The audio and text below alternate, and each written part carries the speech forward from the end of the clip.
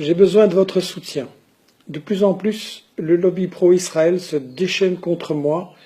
Il essaye en fait de détruire le site Investigation, l'équipe de jeunes journalistes que je finance, pour vous apporter des informations, des analyses sur les guerres des États-Unis, les agressions en général dans le monde entier, monde arabe, Afrique, Amérique latine, Europe, partout, les injustices, la désinformation. En fait, nous dérangeons. Cette offensive prend plusieurs formes. D'abord, la diffamation. On me traite d'antisémite, moi qui ai passé toute ma vie à combattre le racisme sous toutes ses formes, y compris le racisme anti-juif. Ça fait mal évidemment, et ça ne repose sur rien. En Suisse, la justice a condamné un professeur qui m'avait traité d'antisémite, mais ça continue, et en Belgique, ça vient de recommencer. Et donc j'ai de nouveau déposé plainte. Alors je mets au défi BHL, Finkielkraut, toutes les vedettes du lobby pro-Israël, CRIF, le COJB, etc., de trouver une seule phrase raciste dans mon livre Israël, parlons-en, où j'ai exposé les mythes, les médias mensonges du colonialisme israélien. Tous ceux qui critiquent le gouvernement Netanyahou se font aujourd'hui critiquer d'antisémitisme, diabolisé, c'est une campagne organisée. Le dernier en date, c'est Ken Loach, accusé avec des arguments ridicules. En fait, le but, c'est d'empêcher un gouvernement progressiste Corbyn en Grande-Bretagne. Une deuxième forme d'attaque, c'est le sabotage. Récemment, nous avons organisé, avec la communauté palestinienne de Belgique et plusieurs associations amies, un grand débat « Comment puis-je être solidaire des Palestiniens ?» C'est fort actuel. On a réussi à inviter une vingtaine d'activistes venant de 7 pays pour échanger leurs expériences concrètes, pourquoi et comment boycotter Israël. Mais le lobby s'est déchaîné en faisant des pressions qui ont abouti à l'annulation de la salle que nous avions réservée et obtenue, puis d'une deuxième salle, et donc toute la mobilisation a été fortement retardée par ce sabotage, malgré quoi 200 personnes ont finalement assisté à ce débat qui a été extrêmement riche et intéressant et qui existe en vidéo et que nous allons diffuser. Boycotter Israël, ça n'est pas du racisme. C'est au contraire la seule manière de mettre fin à l'apartheid raciste d'Israël. Boycotter Israël, ça veut dire boycott des investissements sanctions, obliger Israël à se conformer au droit international, à respecter la charte de l'ONU, à respecter les droits des Palestiniens. C'est un mouvement soutenu, pratiqué par énormément de personnalités juives et non juives dans le monde entier. La troisième forme d'agression consiste à diaboliser. On a eu les petits sous-marins de Bernard-Henri Lévy, d'abord Caroline Fourest qui m'a traité sur France Télévisions de complotiste parce que j'avais osé, dès 2011, dénoncer la guerre de l'OTAN en Libye en disant qu'ils avaient fait une alliance avec les terroristes libyens d'Al-Qaïda. Cette vidéo de propagande est destinée au site de Michel Collomb, Investigation, qui prétend dénoncer les mensonges des médias occidentaux. Du coup, j'ai été diabolisé, mais maintenant chacun peut voir les résultats en Libye de cette guerre. Guerre civile, terrorisme, persécution des femmes, lynchage des Noirs, esclavagisme. Donc, BHL, Fourest, est-ce que vous êtes tellement fiers de la guerre que vous avez soutenue en Libye?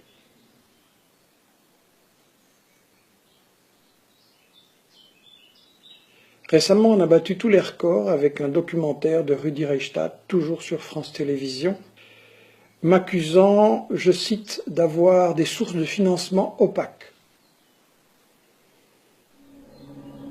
Prévisible jusque dans l'infamie, ils nient ou minimisent la responsabilité des terroristes face à leurs crimes. Leurs soutiens financiers sont toujours opaques, mais leurs intentions sont claires et leur bouc émissaire ne change jamais. Sous-entendu, puisque je critique la guerre de Syrie, ben forcément nous sommes payés par Bachar al-Assad. Alors ça, c'est une calomnie totale.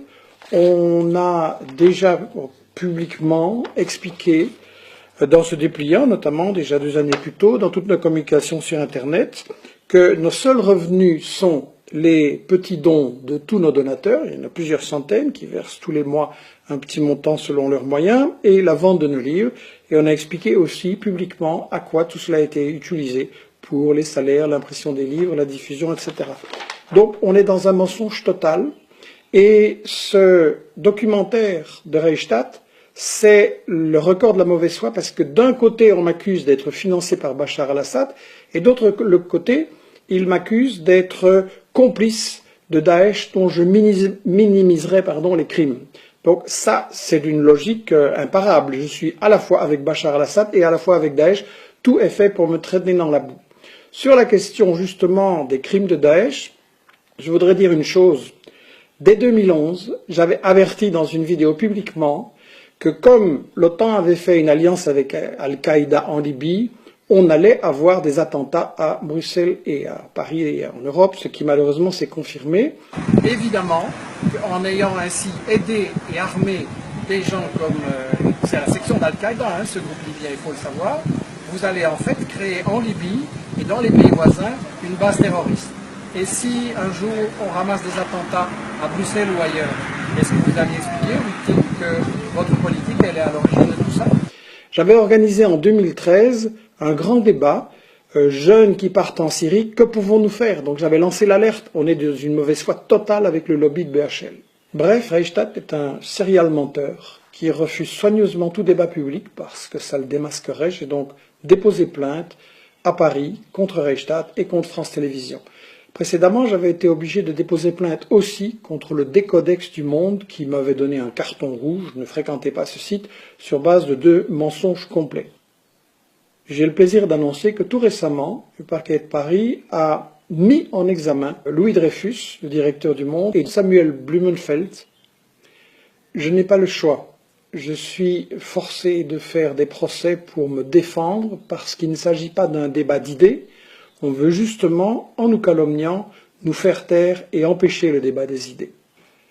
Toutes ces calomnies prennent du temps, retardent la publication de mes livres et mettent en danger la survie financière de l'équipe d'investigation. C'est bien le but, mettre hors de combat cette équipe de jeunes journalistes.